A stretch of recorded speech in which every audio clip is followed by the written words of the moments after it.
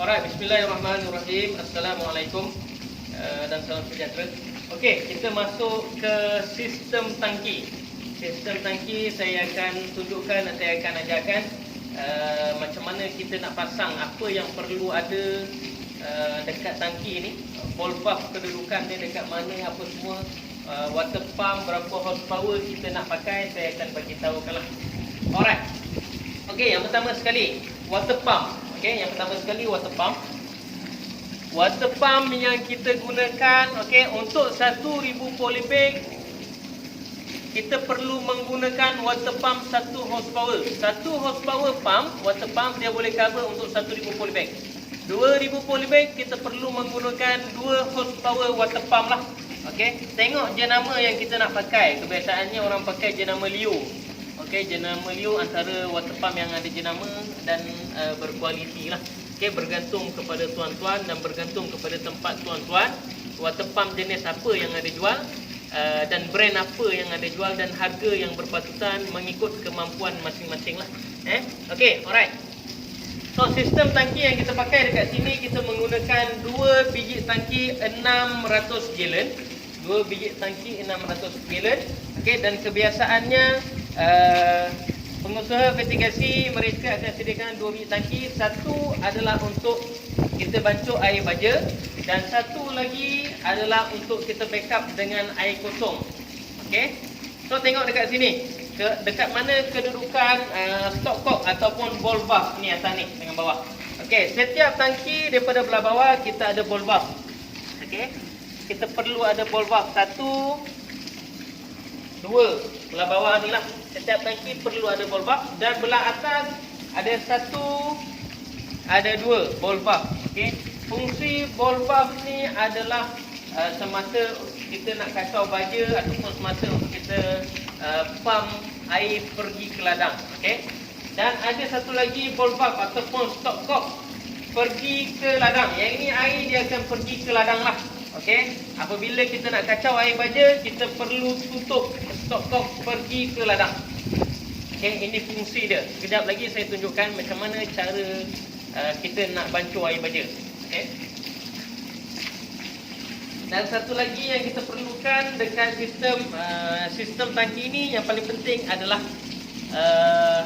filter ataupun penapis lah.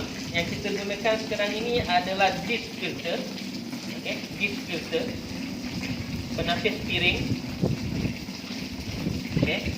Yang ini penapis dia. Penapis ni berfungsi sebagai alat untuk menapis kotoran ataupun sampah yang ada di dalam air dekat tangki ni sebelum dia tembak pergi ke ladang. Okey, dia akan tapis dulu sampah. Boleh tengok dekat sini. Sampah yang ditapis. Ini fungsinya disc filter lah. Kalau tak pakai filter akan menyebabkan microtube kita dekat ladang nanti tersumbat. Bila tersumbat, pokok tak dapat air dengan sempurna dan boleh menyebabkan pokok kita matilah. Alright, boleh faham Okey, so saya tunjukkan cara bagaimana untuk bancuhan air baja. Bancuhan air baja vertigasi ataupun air baja AB lah. Okey. Alright. Macam mana cara nak bancuh air baja? Macam mana cara nak bancuh air baja? Okey, tangki yang kita nak bancuh air baja ni tadi,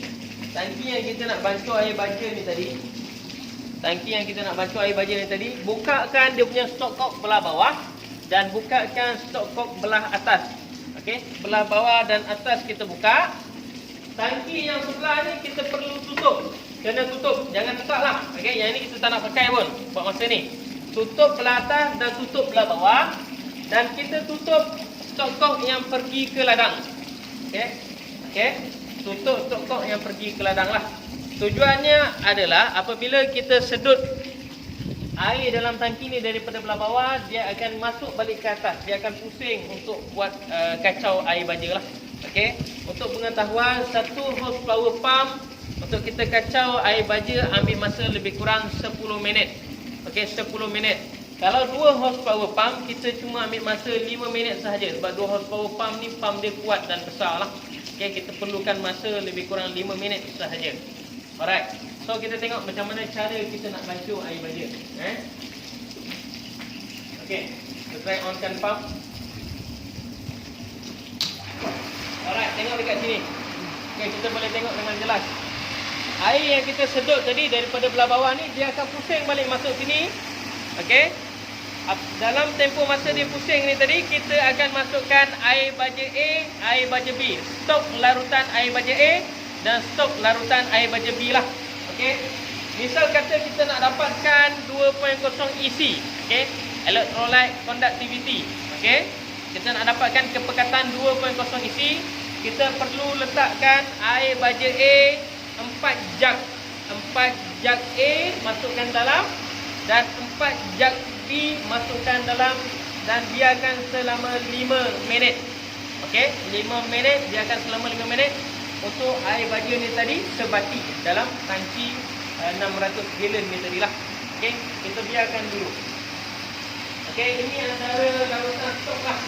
Ini antara larutan stok baja B dan ini adalah larutan stok untuk baja A lah. Ini A dan B. Kita perlu ada larutan stok, barulah kita akan masukkan air baja ni tadi masuk ke dalam tangki 600 gallon. Alright. Okey, selepas 5 minit bantuhan, kita perlu ambil isi meter.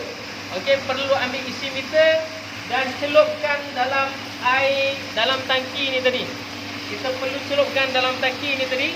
Tengok dapat tak 2.0 bacaan isi meter kita. Kalau tak dapat, kita buat tambahan larutan stok A separuh sahaja lagi. Okey, dan larutan stok B separuh juga kita masukkan dan kacau. Okey, kacau, ambil masa sedikit dan cek balik dia punya isi dia. Kepekatan isi meter dia tadi dapat tak 2.0. Kalau dapat 2.0, barulah kita boleh buat siraman ke ladang. Okey, buat siraman ke ladang. Buka valve yang pergi ke ladang ni. Okey, automatik yang masuk ke dalam tangki ni tadi, air dia akan jadi perlahan. Okey, dan tutup sedikit. Alright. Boleh dapat. Okey, kalau ada apa-apa soalan, boleh tanya lah. Alright.